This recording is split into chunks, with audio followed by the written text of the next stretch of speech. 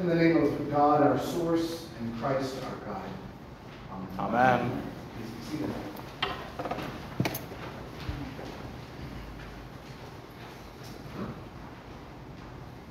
I admit that I have never read the epic novel by Victor Hugo, Les Miserables. But I do have a working knowledge of the story because of the Broadway musical. It was actually the second show I ever saw on Broadway on my first trip to New York when I was a child. And it's a show that's been with me ever since. Back then, I would often listen to cast recordings and try to imagine what the show looked like before I ever had the chance to see it. For those big operetta style shows like Les Mis, pretty much the whole show was on the recording, so in my mind's eye, I would see the show as I imagined it each time I listened. I did this with several shows, but Les Mis was one that actually ended up looking on stage pretty close to how I had imagined it.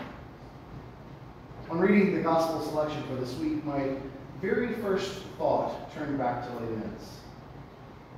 I thought of that iconic song near the beginning of the story of Jean Valjean, "Who am I?" By that point, he'd already been through so much, from the depths of prison to the heights of his new life under his new identity. When he sees another man being arrested after being mistakenly identified as him, and it leads to a great personal awakening. As the song makes its climax, he asks himself again and again, "Who am I? Who am I?"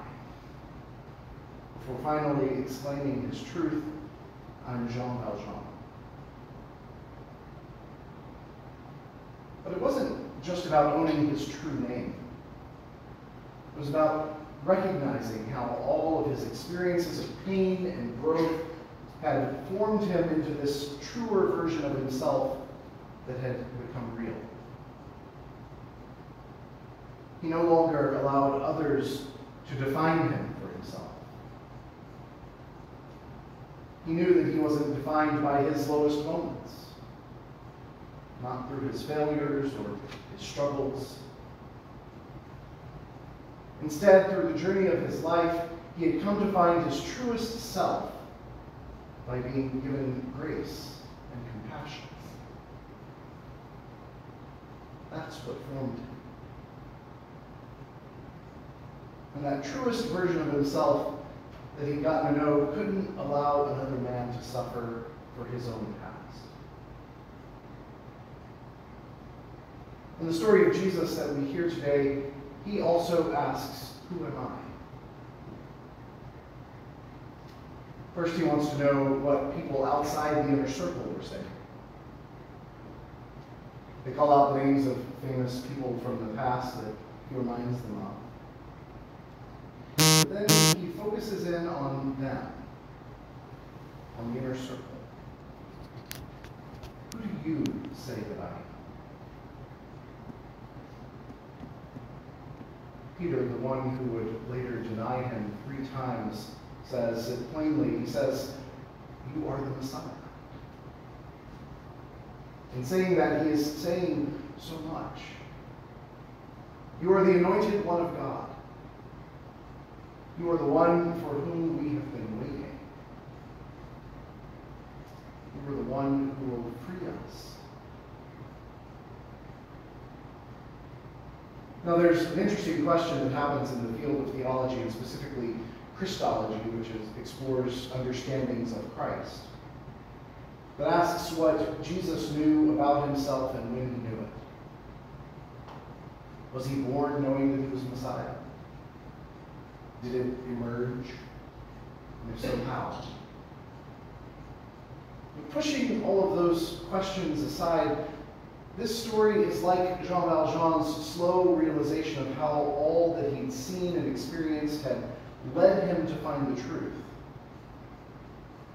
Regardless of what you might think about Jesus' possible evolution on the matter, if nothing else, this is that moment for the community. They have seen this ministry grow. They've seen the heights to which it could reach.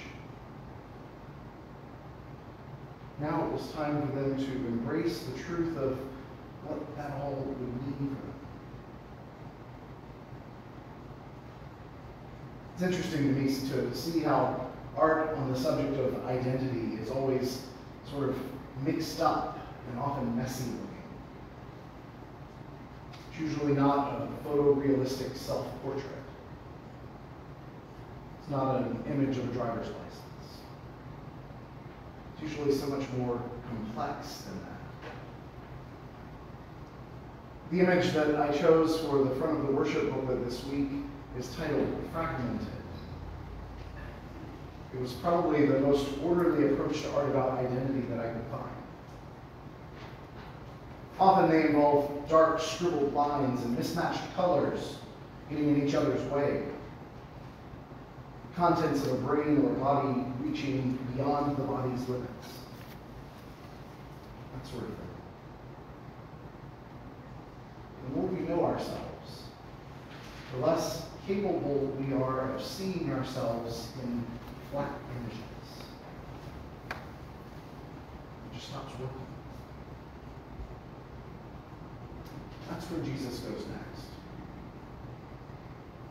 He explains that the identity that they'd seen in him is more complex than their earlier images of that identity might have been. Jesus didn't deny that the Messiah would be the anointed one of God, the one for whom the people had been waiting, the one who would bring freedom. But he did explain that it was a little more complicated than just that. There'd still be some waiting. There would be suffering and rejection before there was freedom. There would be death before there was life. Not only did their understandings of the Messiah have to change, but to follow him, their understandings of themselves would have to change. They would have to think beyond their own self-interests. They would have to choose a more challenging path. If all they could think about was protecting themselves, then they could never find the real protection that they so desperately longed to find.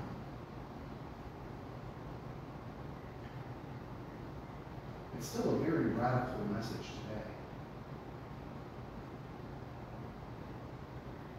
The world keeps telling us, take up your self-interests. Take up your self-importance. Even take up arms to defend yourself. Because the world is about you, and everything in it is out to get you. But Jesus calls us to join him on another path. Take up your cross. Take on some of the burden, some of that responsibility. See yourself as a part of something more than just yourself. Understand that the love of God and our experience of God's creation is just more complex than we might have hoped.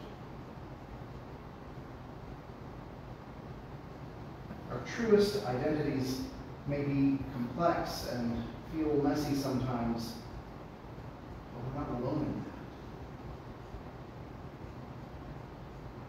It's all more complex than we try to think it is. Following the path of Christ isn't about identifying ourselves with strength and power. It's about finding the vulnerability, humility. It's not about preserving the way it is. It's about creating the way it should be. Who am I? Who are we?